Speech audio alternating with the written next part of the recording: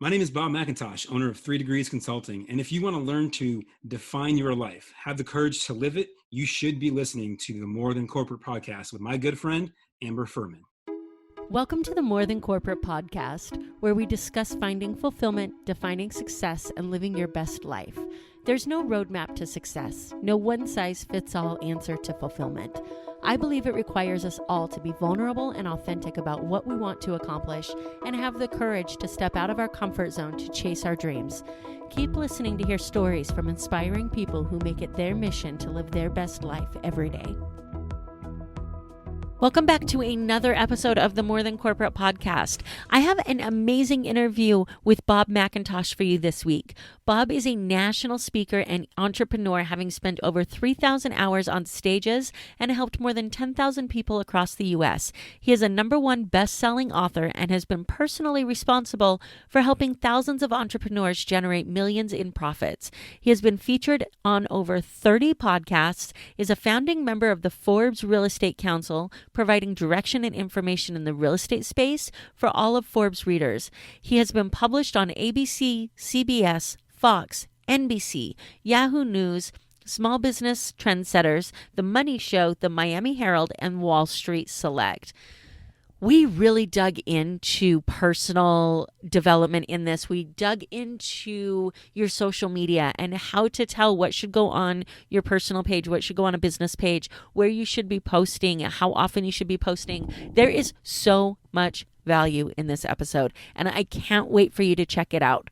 Before we get there, if you feel like you've stalled in your business life, if you feel like you're not sure you're still going in the right direction, you're confused because you've put in all the work that you're supposed to put in and something's just not adding up, you just don't feel that success that you thought you'd feel by now, we need to get really curious to find out why.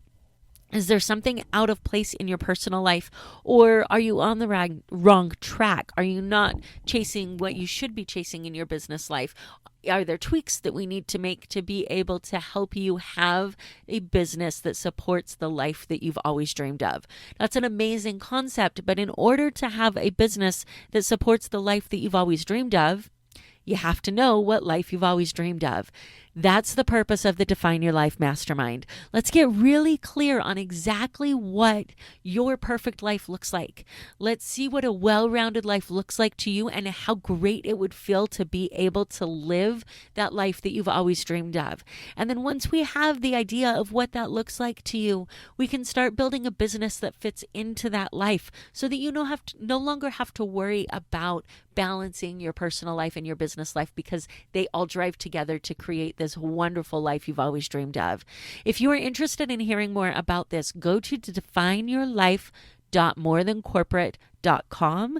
There's information on the mastermind there, an opportunity to sign up, or an opportunity to book a call with me. Let's jump on a call and find out if we're a good fit to work together. The mastermind is an amazing opportunity for you to start to really get that life that you've always wanted, and I am really looking forward to helping you get there. Or without further ado, let's go ahead and jump into this interview with Bob. Bob, thank you so much for coming on the show with me today. I really appreciate it. Thank you for having me. I'm stoked to be here. I am super excited. We were talking a little bit before we came on about the wonderful unknowns of the world of social media, and I'm excited to dig into that a little bit and hear a little bit about your story.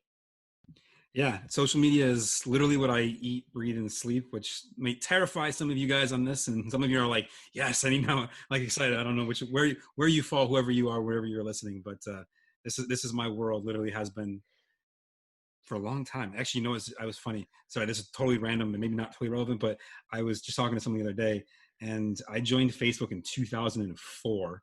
I was the 7th or 8th person in my college to get it.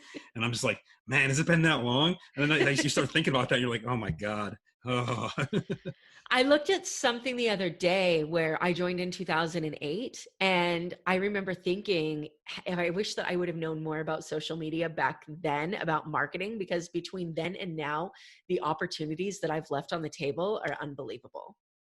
Oh, it's crazy when you think about it. Oh yeah, I don't even like to do that. And I know that there are a lot of people out there who spend all of their time on social media as well, but we're going to talk about productive social media use, not the social media use that you do in the morning when you're trying to convince yourself you don't need to get out of bed. So, um, before we dig into that, I want to get to know you a little bit more, a little bit about your story. So, I love asking people what they thought their life was going to be because I think it's so interesting to see the drastic differences. When you were like high school age and planning for your future, where did you think your life was going to go?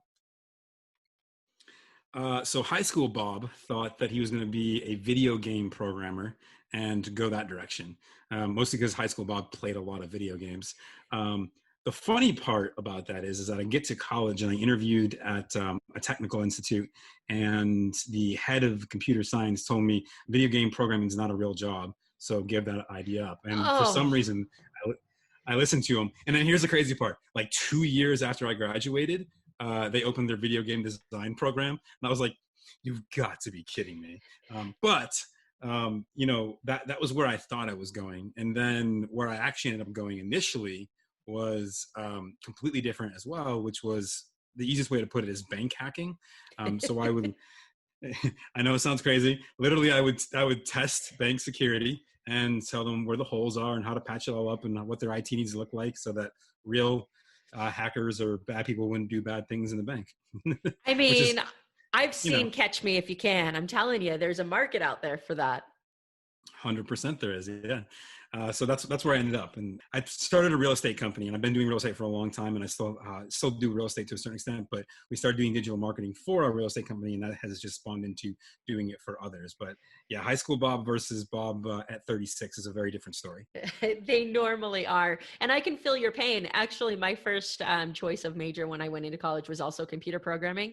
And I had a very, Oh, okay. very similar experience because I was sitting there in the world of COBOL and C++, um, doing spreadsheets and databases. And I was like, this cannot be my entire life. And they told me that you couldn't make a living video game programming. It wasn't possible. And so that changed for me too. So I feel your pain. I think we should band together for like post-traumatic stress reasons for not being able to do Right. our Well, choice of did you see career. Cobalt's back in?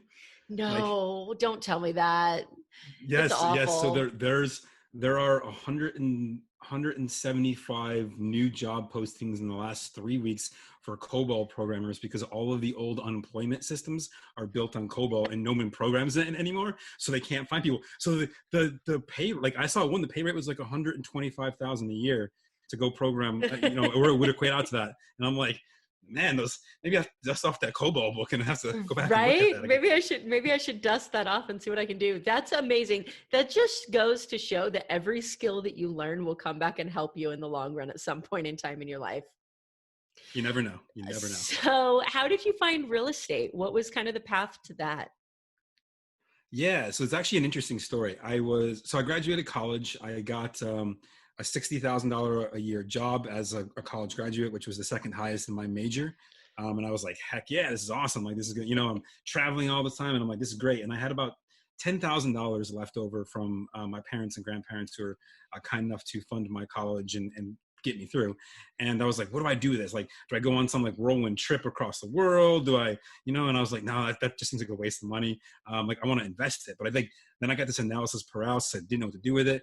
And so I kept reading all these books, and I eventually found a book called Rich Dad, Poor Dad by Robert Kiyosaki, Yeah. which a lot of people have read. Great book. And he talks about real estate. And I was like, real estate. Yeah. And so I went back to my tiny little hometown of Lockport, New York, which most of you probably never heard of or never will, and managed to find a duplex that was for sale. I put my $10,000 as a down payment and bought my first piece of real estate. And I was making about 12% a year ROI on that $10,000. I was like, well, this is fantastic, right? This is great. I got cash flow coming in every month. Like, this is what that entrepreneur life's all about. And then I was like, but wait a second, if I want to buy another property, I don't have another $10,000. And even though I had a good job and I was making decent money, I was also like, not enough to go buy houses on, repeat in that capacity. So I was like, huh, all right, well, let's flip houses. That's big chunks of money. So then started doing that. And my dad got involved, which has been awesome. And yeah, so since 2008 till now, I don't know, flipped hundreds of houses. I don't know exactly how many. and did very, very well with it. And then since then, with everything that's happened, we've actually scaled back our flipping and are just buying rentals and commercial properties, sort of the transition of things. And so real estate will always have a place in my heart. But what I got very good at in my business as a real estate investor was doing marketing.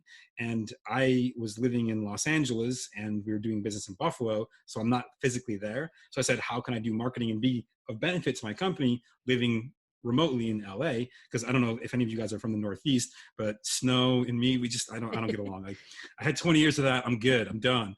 And so, yeah, so I just was like, all right, digital marketing, that's the future. It's gotta be, right? And so I just got really good at that, and it helped grow our business there. And then as things change, as most entrepreneurs, I know, Amber, you were saying that a lot of you are probably just along your journey. You're going to probably change a few times along it, more than likely, because it's just kind of what happens. And I started realizing, man, like as much as I love real estate, I love digital marketing more. And so that's where I went on the path of things that excite me. So, but real estate will always hold a place in my heart. It's a fun thing. And let's be real, like it's still one of the greatest wealth builders in the world ever, and always will be. I can't foresee anything else overtaking that, to be honest. Yeah, I hear people talk about that a lot, especially successful entrepreneurs. And I know there's a debate between whether it's best to flip houses or whether it's best to invest in commercial real estate or whether it's best to do both. And, we could debate that all day long, but what's not up for debate is the fact that people always need a place to live. They always need a place to do business. And that real estate, when you have some expendable cash flow, is always a better place than some other investments to use that. Absolutely. I would tell everyone, no matter what your business is, you're going to be in real estate. And here's why. Not that you need to be flipping houses, because it's a business, right? If you're not ready to get into that, don't. But buying cash producing assets, especially right now with everything, we have no idea where the economy is going, right? And even if we did know where the economy was going, there's always cycles. But cash producing assets, whatever cash you have, dump it into real estate if you don't need it and let it generate cash for you. It's simply put the best thing that you could possibly do. I actually, like, personally, and I'm happy to share this, my entire retirement, and if you guys can't, I know you guys can't see me, you only hear me, I'm doing air quotes, is not a 401k that's invested in mutual funds and stocks and all that stuff. I actually own 0 stocks, not because I don't believe in them. I think that there's value there, but I put everything that I own into cash producing assets. So that's rental properties and commercial properties. And the reason being is, I look at what I have right now. By the time I'm of retirement age, at current rental rates, my portfolio would probably generate me about 20 grand a month at today's rental rates. But in 30 years from now, when I actually retire, if I ever do retire per se, it'll be way more than that. But what's awesome about that is that even in the meantime, it's still producing cash for me. And that cash just helps me. But I don't even necessarily need the cash if my business is doing well. But what it does do for me is allows me to pay down mortgages and other people like that, so that can get to that point even faster. And I tell everyone, look, you use the money that you make to buy cash producing assets. Use that cash to buy the toys and fun things that you want for yourself. Yeah, absolutely. I hear so many people say that. And I had been one of those people that my grandma was a real estate agent. And so when I thought of real estate, that's all I knew. My dad built houses, my grandma sold them. That was their business. And this whole idea of like investing and rental properties and things like that was a world I never had any exposure to until I started down this entrepreneurial journey. Because anytime you talk to an entrepreneur, anytime you go to any of these conferences that we all go to, real estate is all over those. And they're not full-time realtors either. They're people just like what you said that had a little bit of expendable income. And instead of investing that, they put it in a cash producing asset. So love it. So I'm interested to know, your company is Third Degree Consulting, correct? Yep. 3 Degrees Consulting. Yep. 3 Degrees Consulting. Is there a social media marketing theory or reason behind the 3 Degrees name, or was that come up from a different reason? Totally different reason. I mean, we've applied it to that. So part of the application of that is that, hey, there's us, there's you, and then there's your clients, and we're the 3 degrees of your business. But the truth behind it is simply that my business partner, her name is Gigi. She talks to everyone and anyone. And we were at Mardi Gras. And at Mardi Gras, I really had to go to the bathroom. And there's only 2 rules of Mardi Gras if you haven't been. Rule number 1 is you don't pee in the street. Rule number 2 is you don't get in a fight. Everything else goes. Okay. And I was like, Gigi, I gotta go to the bathroom. Like it's, so we're like, okay, like if I have to pay to go to use someone's RV or whatever, I don't know. And she's like, there's a college up here. Let's go talk to these guys. So there's this private party happening. She starts talking to them, and 5 minutes of conversation, no joke. We're in to use the bathroom, invited back for the rest of Mardi Gras, and invited back next year's Mardi Gras too. And I'm like, Gigi, how did you do that? Like, I just don't get it. And I was like, you know how they say everyone's 6 degrees from Kevin Bacon? That's BS. You're 3 degrees from everybody. So that's the real story. But we've applied it to whatever we can in the social world and digital marketing world. But that's the real story behind it. Oh my gosh, I love it. And we're deep in the networking world here. I think that any entrepreneur is word of mouth, including social media word of mouth, is so much more powerful than any ad you can put out there. And so that skill, if you can figure out how to hone that, that's pure gold. Right. I told her, I was like, if I could figure out how to package that up and just like sprinkle it around, like, man, it'd be nuts. Absolutely. So as far as social media is concerned, I know this might be a hard question to answer because I have a feeling it's going to be client-based. But for most people, as far as the future of social media in the entrepreneurial space, what do you think are the most powerful platforms? So the most powerful platforms right now are going to fully depend on who your audience is. So if your audience is I'll say 15-year-old to 25-year-old, you want to be on TikTok right now. However, I'm going to straight up say that I don't think TikTok's going to last, only because of all of the data privacy breaching and things that are taught. I think it's going to be, I don't know, man. It'll be interesting to see how that data safety versus, people wanting to use it play out. But that's where you need to be, at least for right now. If you're on the 25 to 35-year-old, Snapchat's still kind of a thing. Instagram's definitely a thing. If you're 35 to 45, Instagram 100% of the way. If you're 45 and plus, Facebook's still your jam. So just understand who is your audience, and you need to be there. Now, what I will also say is that you as an entrepreneur, you need to be on all of the platforms. Even if you're not actively like, hey, I'm in here every single day doing things all the time. I tell everyone, because I get for a lot of folks, it's overwhelming to say, oh, I need to post 5 times a day to 10 different platforms. And people are like, what the heck? Like, that's insane, right? So, if you can, great. If you have the ability to, great, go for it.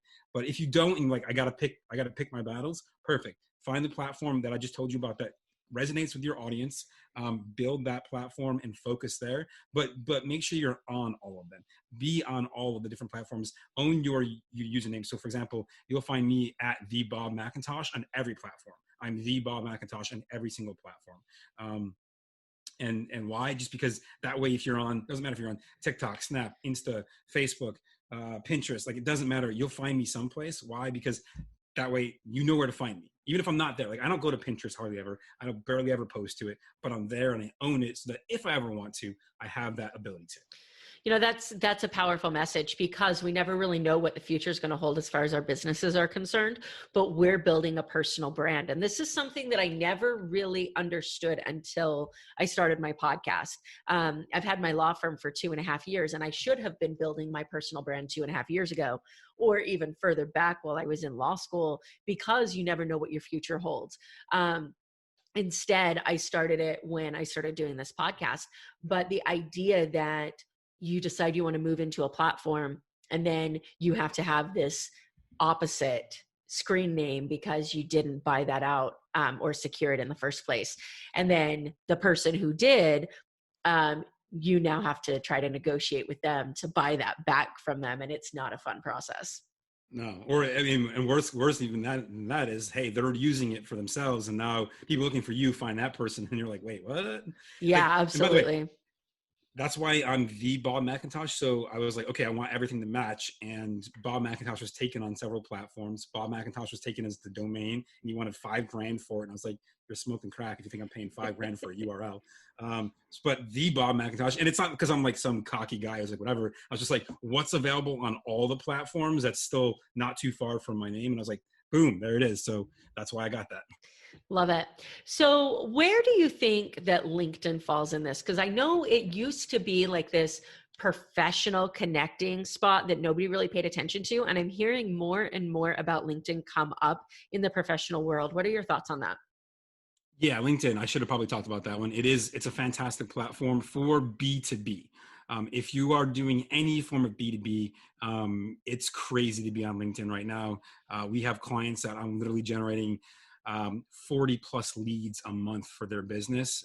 If it's B2B, right? If you're trying to reach a consumer, then LinkedIn's not going to be your platform. Again, be there, own that space, own the name, but it's probably not going to be your platform. But yeah, if you are operating B2B, utilizing the tools that they give you right now is unparalleled for lead generation and connection. And unlike other platforms, you have your following on LinkedIn. You can export that out, put it in your database, get their email addresses, all that good stuff, which is unlike, I don't think any other platform does that. I don't think any other platform does that either. That's powerful. And going back to this 3 degrees conversation, even if you're, I would think, and you can tell me if I'm wrong because I'm certainly not the social media expert, but I would think that even if you are a B2C company, building connections with those B2B businesses would be beneficial from a networking standpoint because you may have similar client bases that you could tap into. Would you agree or disagree? Absolutely. I mean, that's great for that. And even if you don't, right? Like you are going to, your customers, if you're a B2C person, your customers are going to need other services that are ancillary to what you offer. And being out there and being seen might connect you with another B2B person that offers that service that you can affiliate with, that you can wholesale for, or whatever it is. So, for example, we talk about, hey, I do a lot of social media stuff. Well, if you're not going to hire me to do your posting, you might need a third-party service that helps you with that. Well, great. Here's who I recommend. Boom, boom, boom, boom. And a lot of those can be affiliate links. And I'm like, hey, listen, I make a little piece of what? It doesn't cost you anything more, but it helps me make an extra stream of revenue that I wouldn't have had otherwise. And being on LinkedIn can be the ability to connect with those people that you might not have known about. Yeah, absolutely. And affiliate links have become something that, it used to be just here's a little bit, thanks for promoting the product. They have become an income source at this point in time. Like you can build a whole business on affiliate links because people are realizing or businesses are realizing that it's so much cheaper to allow their customers to be their sales force than it is to go out and hire a sales force on their own. So I could imagine that goes into any social media campaign that you're doing as well, is maybe not just my business, but how can I promote the business of others as well?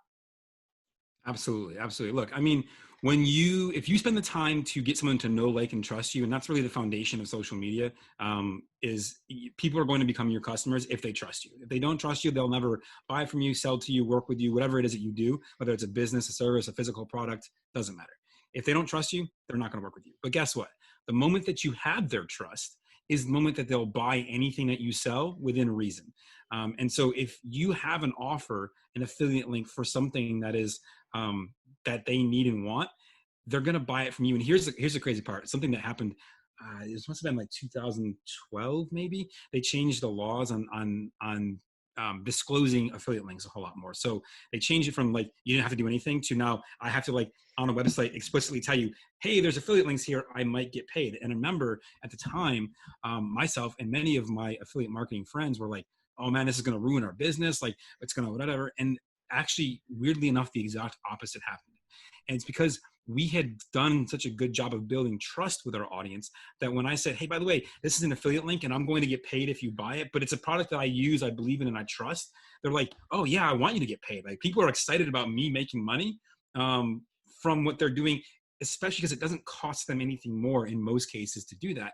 And what's cool about that is that now all of a sudden it's like, it opens a conversation for me to do even more of it because everyone wants to help you because you've built that trust with them, which is really, really cool. Yeah, absolutely. So I know that there are a lot of people out there that are listening to this right now that are either thinking about doing a side hustle or they're new into the entrepreneurial space. And they're trying to figure out all this social media stuff. And I know that one of the questions that comes up all the time is, you've had this personal Facebook page for however long, you since 2004, me since 2008. Now you build this group because that's where everybody tells you to go. And then you realize that in order to eventually grow your business, you're going to have a business page, and you start thinking about all this stuff. So one of the biggest questions that comes up is, what do you post to your personal page? What do you post to your business page? What do you post to your group?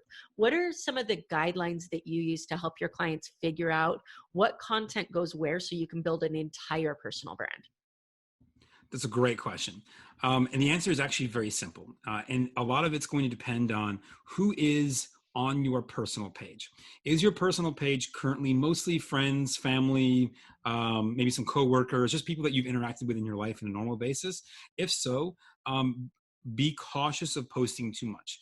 Our family, friends, and the people who are in our circle already, they are often our biggest critics, as well as our biggest supporters. And what I mean by that is they're like, yeah, go get it. You're probably going to fail, but go get it. Right. Like that's how they're thinking. And it's unfortunate. Like, like you make a post, got a new job. I'll get like 8,000 comments, right? Started a new business. You get like 2 likes and you're like, what the heck?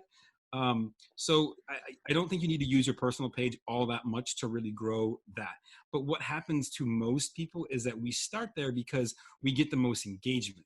But the problem with that engagement is that engagement's only relevant if they actually care. If they're doing what I call the pity, like oh, look, Amber posted a post. Oh, I'll give it a like, right? Like, no, I don't want your pity like. I want someone to go, whoa, holy crap, that's cool. I want to know that. You know what I mean? Like, I want them to be in on what I'm doing and why I'm doing it, because that's more important to me. So we get caught up in the metrics, in the ego of social media, which is, oh, look, I got like 15 likes and 25 comments, right? But if all 15 likes and 25 comments aren't from your customers or potential customers or people who know, like, and trust you at that level for your business, does that really matter? No, it doesn't. And so focus in on those areas. Now, what can you do on your personal page? On your business page, invite your friends and family there, because it's just good to have that number boost up a little bit. They're probably not going to engage super heavily with you, but it's still good to have. And then obviously groups are a whole different strategy. So it used to be for a long time that you had to use your personal account in the groups. They recently, maybe like 4 months ago, 6 months ago, depends on when you got the update, changed it so that your business page can operate a group independent of your personal page. So is there pros and cons to that? No, because a group is a group. Whether you run it from one to the other doesn't really matter. What's more important is just creating a group of like-minded people. And here's the thing. I never invite friends and family to my groups that I'm using, especially on Facebook, because my friends and family, while again, they love me and they're my friends and my family, most of them aren't going to have anything to add to the conversations that I'm creating in that group in most cases. Now, if you're doing network marketing, for example, or you're doing a business in which your friends and family can add value to the conversations, then certainly add them in. Like I do social media for businesses. Most of my friends and family don't run a business; they're employees, so there's very little that they would add to the conversation in my group, so I don't add them. But if it does make sense, go for it. It's all about relevancy of your audience to your message. I love that. And then I know that's going to clear up for so many people, because this, we hear so much about a personal brand, and then you try to figure out like where you're going to put stuff. Similar to that question, if somebody's running 2 different businesses in 2 different areas, we have so many people, let's go with the real estate and the marketing, like we were talking before. Most likely you have 2 different business pages on Facebook. How do you maintain a personal brand that allows people to know who you are with the 2 different businesses? Or does that not matter? That's a great question. And actually the personal brand is the only thing that matters. Your business brands actually don't. And so here's what I recommend to people, because a lot of us as entrepreneurs, we get that drive for multiple streams of income, right? You hear all the time, millionaires have 7 streams of income, billionaires have 18 or 17 or whatever it is. And so we're always thinking to ourselves, how can I create more streams? And that's totally fine. And I would highly encourage it, as long as whatever stream you're working on first and foremost is working and operating, right? Don't sacrifice one for a second. That doesn't make any sense. But when it comes to building all these different pages out, what I highly recommend is you build the brand around yourself. Because when you build it around yourself first and your company's second, what ends up happening is you can do anything you want to and your audience won't care, A. B, they'll actually appreciate you more often than not, because they go, oh, wow, look at all the things that Amber is up to. She's doing this and that and that. Oh my God, she's so inspiring. I wish I could, like it creates that mindset for people. And then C, a lot of times you're going to find that your businesses, no matter what they are, will have crossover of customers. And if someone already knows, likes, and trusts you on one side, why not bring them to the other side? It just makes sense. And then lastly, people will self-select. And what I mean by that is if I don't care about your marketing company, I only care about you from a real estate standpoint, which is like my case, for example, they'll just check out on the marketing posts, but they'll be all in on the real estate posts. And they understand that, hey, I'm doing multiple things and that's part of being a follower of me, but they know they can trust me, so it's okay. And the cool thing is by doing all of that together, what you build for yourself is a raving fan base that will likely buy anything that you have, sell, or sell to you anything that they have that's relevant, and just work with you because they see that you're up to big things. And most of us are naturally attracted to folks who are doing big things. Like we always want to be around that. That's why celebrities are celebrities, right? We're not trying to, it's like you look at Kanye West. I mean, probably Kanye West is generally considered as not a very good person in most cases, but we all want to know, like, we're like, if someone is like, yo, you want to hang out with Kanye? We'd all be like, heck yeah. Right. Yeah, Like, I do. Yeah. We're attracted to success and people doing things. And so letting folks see that you are doing those things just attracts people by default. So that's a super powerful answer. I feel like people should just like write you a check right now and send it to you because like this has been such a powerful, valuable conversation. And I really appreciate you giving so much value to the people that are listening. I think it's really, really interesting that we're having this conversation today because I had a podcast episode released today about prejudging people and the opportunities that you miss out on when you do that. And I know I am still guilty of this on social media because for some reason I go to type this post and I'm like, oh my gosh, there's going to be some hater out there and they're going to see this and they're going to comment on it and it's just going to ruin my day. So when you're building this marketing strategy and you're sending it out into the world, what do you say to your clients, or how do you help your clients get past that prejudging point to figure out what's going to work? Great. So here's what I'll say. If you are not getting 10% of the people in your audience pissed off and angry with you, then you're not pushing it far enough, right? Because guess what? That 10% that checked out because they didn't like what you said, and by the way, I don't necessarily mean like you need to like call them out and say, hey, Amber, you're a terrible human for not liking my, you know what I mean? Like not like that, but just your messaging, if it's not pissing off a certain percentage of people, then you're probably not being loud enough to get attracted and seen in the first place. And that's a bigger problem. Okay. But the other big part of this is, look, if that 10, 15, let's say it's even 20% goes, man, Amber, I hate your stuff, I'm out. They were never going to buy from you in the first place. They were never going to be really part of your audience because they were only toes deep with you in the first place. But what's going to happen is on the reverse side, there's going to be 10, 15, 20% that are going to go, oh my God, I'm in all the way with you, right? And that's what you want.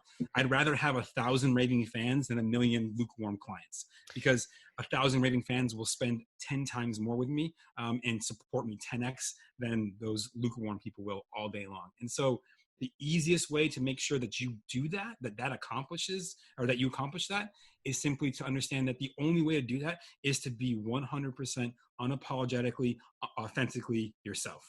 And you're going to lose some, but you're going to gain a lot. So that resonates with me so much because this podcast is all about being authentic. And I don't think there's any other way to be, because people can see through your bullshit all the time. And the fact that you're hiding behind a computer screen actually makes it easier to see through your bullshit than if you're actually in front of them. So that's a super, super powerful message as well.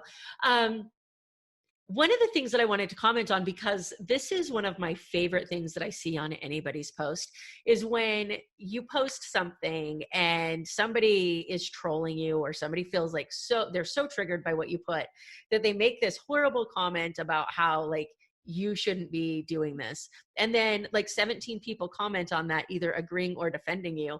And what's going through my head is, you have no idea how much traction you just gave this person by commenting on their video and saying how horrible they are. Yeah. So it's, oh my God, it's so good. So this is a great story. I put a video out. It was a real estate related video. I think I said, it was a couple of years ago. I was like, if you don't have money for your real estate deals right now, then you're not trying and you suck. Like that's literally what it was. And I basically straight up said, because I was like, look, money is so abundant right now to find. At the time, it was ridiculous. It was like, I could sneeze and come up with $500,000 to buy a house. Like it was ridiculous. And and I kept hearing all these people complain. Anyways, this guy comes on and he says all these mean, nasty things like, oh, you're a SOB, you're a total fraud, blah, blah, all this stuff. Right. And I was just like, oh, here we go, right? And here's the awesome part. And this goes right back to what I just said. You build that raving fan base, they will dive in and they will support you. And the best thing about that is that when a hater shows up, a troll shows up, and everyone else is jumping in, and then of course haters always have to defend what they're saying, right? Like, no, like, blah, blah, blah. They're always trying to defend it, which just, that's more and more posts, which just pushes my things even further. So, and listen, guys, this is a tactic that works fantastically. Look, just what, 2 days ago, I think, Grant Cardone, if you don't know who he is, Yes, I heard about this. Holy right? cow. Love this Posted story. a whole video about like, hey, I'm going bankrupt, right? And all those haters and trolls are like, oh, you got like, you deserve this, you're Italian, right? Dude generated millions of views on a video that basically promoted, hey, come watch my thing tomorrow. And so of course everyone's gonna go watch it tomorrow because they want to know what's the next story in the saga. And all it did was all these haters and trolls just help push his thing out there even further. And that's the awesome part about it. Like, understand that now, within reason, right? Like, I have 100% deleted posts that use racial slurs, posts that I'll say call out people on my team. Like if they're like, hey, so, Amber was a terrible human being when I talked to her, like, or whatever, because my team didn't sign up to be bashed by my audience, right? And so if they're talking about people on my team specifically, then I'll delete those because they're not in that game, right? And I'm happy. I'm all like, heck yeah, let's bring it on, right? Like you guys can't see me because you're listening to this, but I got like this big smile, like, oh, dude, he's fired up. Fired right? up. No, I love but this. They don't. Yeah, no, I love this so much. And so back to the Grant Cardone thing really quickly. Somebody posted something on social media and they made a video about this Grant Cardone thing.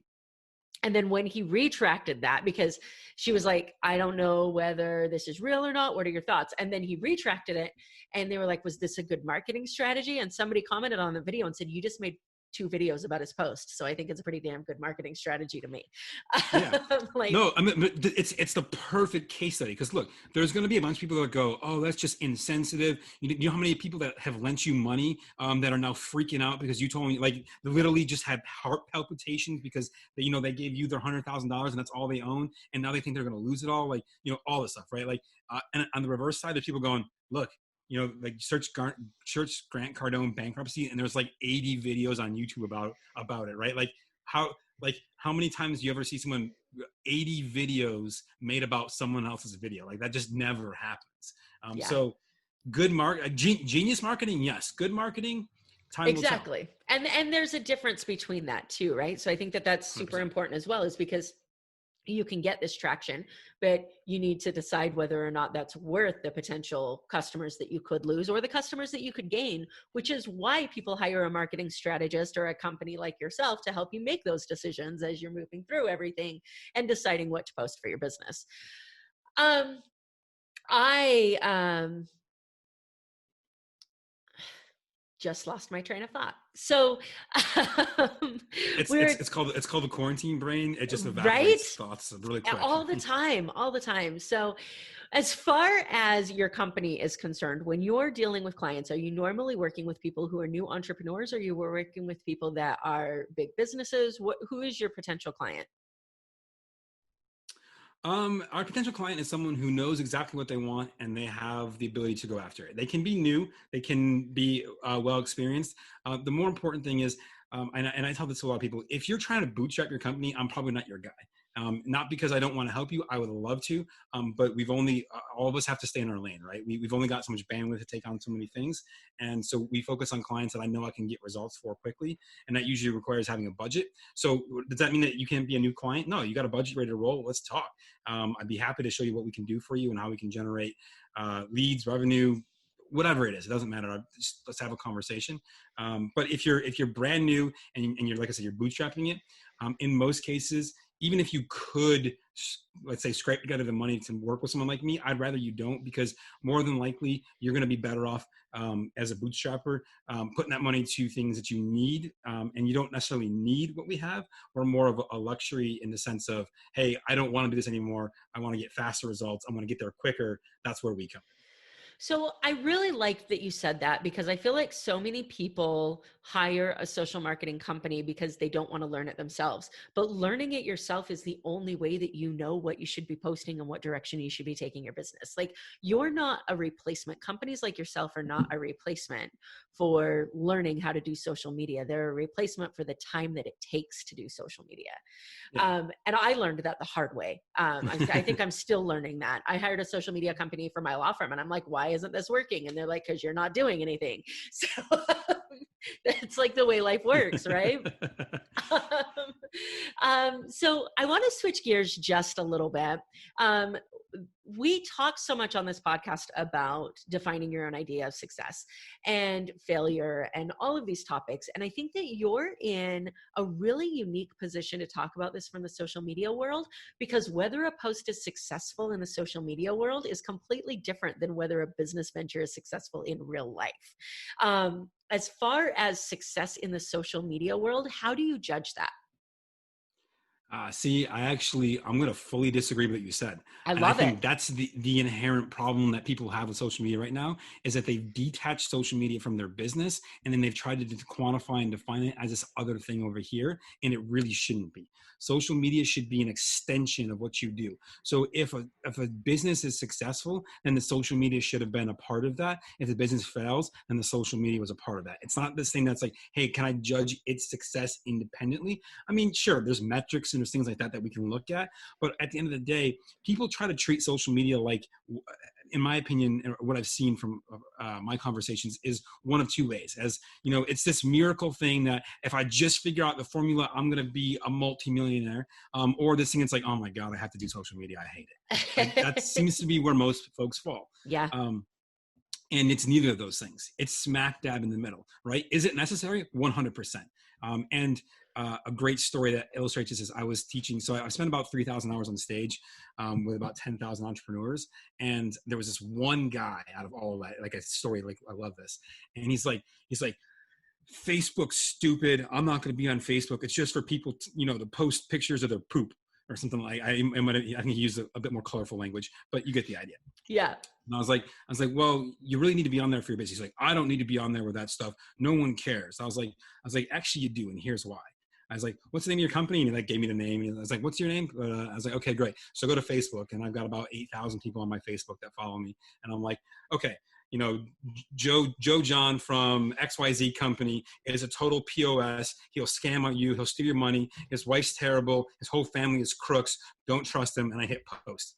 And I said, what are you going to do about that now? He's like, well, why would you say that? I was like, doesn't matter why I would say it. What if someone did? You don't even know that's happening because you're not even on Facebook. And he's like, and I was like, so is Facebook important? He's like, okay. And I was like, all right. And I deleted it, right? And that's like 30 seconds. And all of a sudden, right? But here's the thing.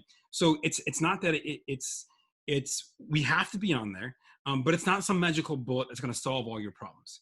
It literally needs to be an extension of you and your business. And if you treat it like that, as though it's just like, think about like your arms, right? And you guys can't see me again, but I'm like throwing my arms up. You don't think about your arms as separate entities of your body. They're literally a part of your being. You use them just like you would any other part of your being because they're a part of you. And if you treat social media like an arm, something that can be used to reach out, to grab, to give, to take, to whatever, if you think about it that way, now all of a sudden success of social media is not about social media success. It's about, is it driving business success? Is it helping the venture move forward? And the best way I can tell you to judge that is to say, does it make the boat go faster? And if you don't know what I mean by that, there's Love a great that video, quote just Google so search, much. right? Go, if you don't know what that is, guys, I want you to go after this, Google the does it make the boat go faster story. I'm not going to regale you all here because I'll do a terrible job of doing it, but it's a fantastic story about an Olympic team winning and what it takes to do that. And I want you to think about your social media in that context. Can it do that? And think about it, is my social media an arm, or is it, a desk that I sit at on occasion, but I check out from the rest of the time? And if it's an arm, I guarantee you it will create more success in your business, and they'll tie in hand. And then you don't have to define them separately. I really love it when I say something and somebody disagrees with me and then they come back with like an amazing answer that shows me why I was wrong. So thank you for that. And it's crazy because I used to worry about when I did these interviews, like I'm at like 80 episodes now. I used to worry when I did these interviews, like, what if I say something and they say I'm wrong because I don't know as much about their business? And then something amazing like this just happens. And it shows that like failure is just a part of all of this. And it's amazing. So thank you for that. Let's switch to the personal side. For I you, want to give you some massive credit real quick. Like the fact that you just said, hey, like I'm okay with being wrong. And not only am I okay with it, I like it. That's a trait of a successful entrepreneur or someone who will be, right? If you can admit your failures and say, heck yeah, I get to fail today so I can do better tomorrow, I guarantee you will go way further in business. oh my gosh, 100% I love guarantee. it. I love it. Thank you so much. So, for you personally, because this podcast was started out of this idea that too many people chase dreams they don't understand and they don't take the time to define their own idea of success. So, for you personally, what does success mean to you? Big yachts, hot cars. No, I'm just kidding. Um, We're talking Success about for high me, school, Bob, right? When we say that. yeah. Actually, you know what high school Bob was like? Dungeons and Dragons and like, so no, no. Um, I've never been motivated by the physical things, to be honest. I'm motivated by experiences and other things. But the thing that I have, and this actually is, I hope that for all of you listening, you don't have to have it happen this way, but I found my why through my divorce. I realized I was building my whole business to have more time with my wife and what I thought was going to be my kids, and then realized that in the process of doing so, I actually pushed her so far away that I lost any opportunity for that. And it was like, whoosh, slap in the face, like, oh my God, wait, what? Um, but what it also helped me realize, and this is the good thing for it, is that what I value more than anything else, and why what my idea of success is that I have complete time and location freedom. And that comes with a bit of financial freedom because obviously you can't be wherever you want without unless you have the money to do that. So the time and location, what I mean by that is I want the ability to live wherever I want to live and spend my time however I want to spend my time. I don't want to fill out a form. I don't want to have to be bound to something unless I want to do it.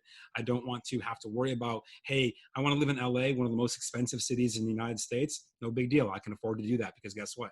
My business is creating that for me. Right now, I'm in Pensacola, Florida, actually, with my business partner. She lives here. And my intent had been to spend the entire summer traveling. I had literally 14 city 8-week trip planned, and that all got kiboshed because of coronavirus. But you know given on that, but that's my idea of success, right? Because if I have those two things, everything else will figure it out in my life, because I know for me that's what resonates. Now whatever it is for you, cool, be it, own it, do it 100% in, and you will find that you get there, you get yourself there. And I guarantee you 100% know that in my pursuit of time and location freedom, I have given up literally millions of dollars. Literally, I know millions. I have lost hundreds of thousands, if not more than that, because of that as well. Like just wanting to be in LA, I think I've paid the state of California like $200,000 in taxes just for the privilege of saying I got that California ID, right? Which is ridiculous when you think about it. But the money doesn't matter to me as much as being able to be where I want to be, spend my time how I want to spend my time. If I want to get up at 8:30 today instead of 6:30, or I want to sleep in the noon, which I can't anymore. Sometimes I wish I could, but I can't. Not because I can't, like physically, like I just physically, my body's like, no, it's 7:30. Let's go. That's the drawback to being a motivated entrepreneur, is at some point in time your brain and your body starts to crave that early morning stuff and you're like, just let me sleep. I just want to sleep. Yeah. So that's it for me. That's the definition. Now, does that say, and by the way, I want to quantify, does that mean that I don't want nice things? Absolutely not. Does it mean I was watching, I never really watch TV, but my business partner does. And she had a show on called Below Deck, which is like a, I don't know, yachting reality show. I don't know how else to describe it. But anyways, the point is relevant. The point of this is simply that at one point they're on this like 140-foot yacht. It's absolutely gorgeous. And they're parking it next to an even bigger yacht that has a helicopter on it. I'm like, dang, like helicopter yacht? Why not? Like, I don't think I need that, but if I could afford it, heck yeah. So it's like, Yeah. like I'm not going to say I wouldn't have that, but at the same time, it's not like, that's not like, for me, if I had a vision board, a yacht with a helicopter is not on my vision board. But would I say, But you're would I not turn going to it turn it down if I had it? down, right? Exactly. Yeah. Right. Yeah, Like, exactly. I want to meet the now, the person. one thing I'll say that is on my vision board though is a company called Phoenix. I don't even know if they're still in business or not, but they developed plans for a $75 million submersible yacht. So it's a full submarine crew of 6. Like I'm like that I'm into. That I need, but not because it's a yacht, but because it's so different and nobody else is going to have it, that I need it Right. in my life. Right. So the follow-up question to that is the idea between success and fulfillment. I feel like so many times they're interchanged, but also not thought of as their individual ideas. So for you, does success come first, followed by fulfillment, or the other way around, or are they unrelated? I would say that they are fully related, but also unrelated. And so I think I find that when I am fulfilled, I also feel successful. So that's a great thing. And vice versa. Having success fulfills me as well, but in a different way. So like, I love researching social media and seeing what's happening. Like literally, I have a plugin that suppresses all my Facebook posts and just shows me ads because I want to see what's working. Why am I getting targeted? Like why? Wait, why does this one have 8,000 comments? What are they like? Like to me, I love that stuff, right? And ironically, that fulfillment from that of understanding that allows me to generate success for my clients. But then there's also the reverse side of when I see my clients have success and they go, oh my God, Bob, thank you. There's fulfillment in knowing that I did them the right thing. So I think it's both directions with that. And so in a way they're separate, but the same, but tied, but both directions. So a little bit of everything. Yeah, I know it's such a weird relationship, and just like everybody's definition of success, I'm finding that everybody has a different relationship between success and fulfillment, and I'm completely fascinated by that. So if anybody wants to reach out to you to talk to you about your company, to talk to you about social media marketing, or to follow up on anything in this conversation, what's the best way to get a hold of you? It's a great question. So the best way you can find me is just look up thebobmcintosh.com, go to Facebook, Twitter, LinkedIn, pick one. I'm probably honestly most active on Facebook or Instagram, again, or thebobmcintosh.com is a great site to find me. And you can connect to me at any platform. I would love to chat with you guys. And what I would love to know is, what actions did you take from this? How did it change your perception? Because one of the things that's important to me is understanding, hey, I'm happy to go out and share my knowledge. It's something that I take pride in being able to do. But I can't do that if I don't know what's working, what's resonating for folks. So I would love to know what resonated from this from you guys. Just drop me a line and say, hey, I love this. Or if you hated it, great. Even better. I want to know, what did you hate? Because now I can do more of that. No, I'm just kidding. Depending on the situation, right? Depending, right? Yeah. Perfect. Well, this has been an amazing conversation and so valuable to those that are trying to figure out social media. Before we wrap up, I would love to give people an opportunity to get to know you a little bit more with a quick random round. You okay with that? 100%. Before you head in there, I just want to say thank you for having me on. Each and every one of you guys, thank you for listening. Thank you for subscribing to Amber's podcast. I know she appreciates it. So I'm truly grateful for you taking the time with me today. Thank you for that. All right, random round. What profession other than your own do you think would be fun to attempt? What profession? Anything like extreme sports, mostly because it terrifies me. Like anything extreme. I know, because I'm not that person. If you could time travel, where would you go and why? I would go to the future as far as it takes to get into space travel, because I love space and I want to own a spaceship. Like if that's a realistic thing in my lifetime, then that's my goal. Like that's on my vision board. Own a spaceship. So we've got a submarine and a spaceship, both ends of the spectrum. We need them both. 100%. Hey, I like it. What personality trait do you think has been most helpful? Personality trait, skill, quality, whatever you want to pick, has been most helpful to you in your life so far? I would say, I don't know if it's a personality trait, but like understanding. So what I've gotten very good at is translating technology for those who don't understand it. And I think if you can cross two different worlds and be the bridge between them, that's a skill that will always serve you. I love it. As far as books are concerned, are you an audiobook listener, or do you like to have the physical book in your hands? I am both. When it comes to business books, I want to listen, but I also read a lot of science fiction and science fantasy books, mostly science fantasy, and I want physical books. I like even like literally like the action, like not even Kindle version. Like I want physical, like that smell of paper from the bookstore. Yes. Yes, I love it. What book have you recommended the most to people? I think a book that everyone should read, especially if you're an entrepreneur and just getting started, is Mindset: The New Psychology of Success by Carol Dweck. I think it's a Love it. fantastic book. Love it. What song motivates you right now? Do you have like a pump up song? Anything by Kesha. Kesha, I love it. What is the name of your book? So the name of my book is Get Out of Your Own Way. And it's got a whole long subtitle we don't even need to worry about, but it's called Get Out of Your Own Way. And it's all about helping entrepreneurs do exactly that, get out of their own way, because I struggle with that as a starting entrepreneur myself. And so I guess that was going to ask, or that answered my next question. I was going to ask you what motivated you to take the time and effort and energy that goes into writing a book, because it's not easy. And so it was your journey with just trying to figure out what you needed to do to get out of your own way. Is that kind of the way that worked? Yeah, so I was your stereotypical technician prior to this. And if you haven't read another book, great book, is The E-Myth by Michael Gerber. If you haven't read that, go read it for sure. But he talks about the technician, which are the doers of the business. And as entrepreneurs, we all start out as technicians because we are the ones doing everything.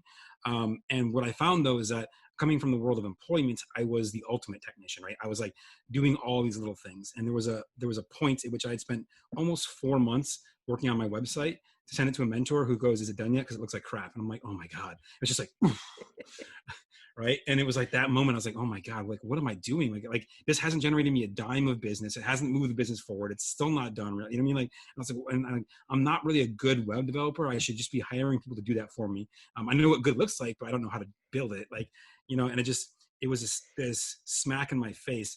And I started realizing, oh my gosh, I have to stop doing this. And so then it led me on this massive journey of personal development. And then I started noticing a trend after, again, 10,000 entrepreneurs that I've spoken in front of over the last 6-7 years. It was the same thing over and over.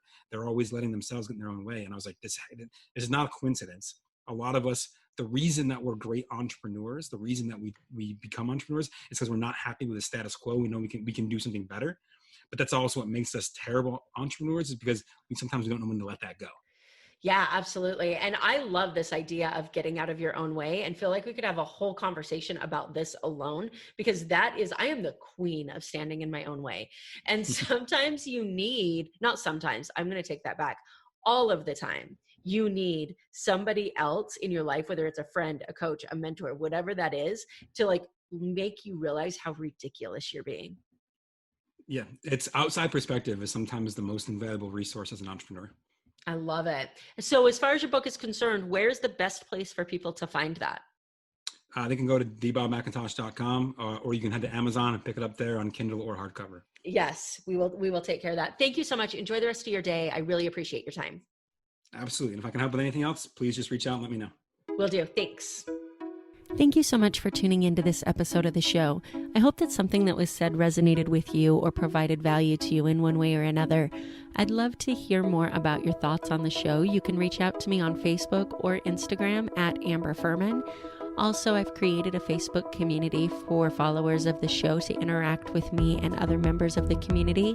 You can find that on Facebook at More Than Corporate. So go ahead and join that group if you'd like to stay up to date on podcast happenings and meet some really cool people. Again, thanks so much for tuning in.